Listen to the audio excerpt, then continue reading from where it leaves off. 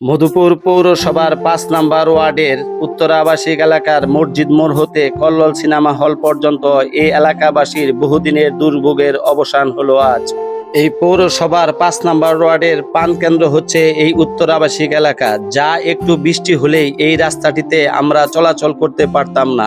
অনেক দুর্ভোগ শিকার হয়েছিলাম এই রাস্তাটি। ইঞ্জিনিয়ার সাহেব এসেছে এবং আমাদের মধুপুর পৌরসভার সাবেক প্যানেল মেয়র মেহেদী হাসান মিঞ্জু ভাই উপস্থিত আছে এবং এলাকাবাসী উপস্থিত আছে। আজকে এই রাস্তার কাজ উদ্বোধন হচ্ছে।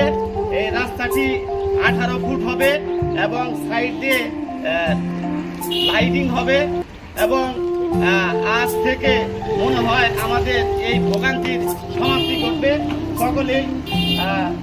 এই জন্য আমরা অন্তঃস্থল থেকে এই কাজের জন্য যারা সহযোগিতা করেছেন সবার প্রতি আমরা কৃতজ্ঞ। সবাইকে ধন্যবাদ জানাচ্ছি।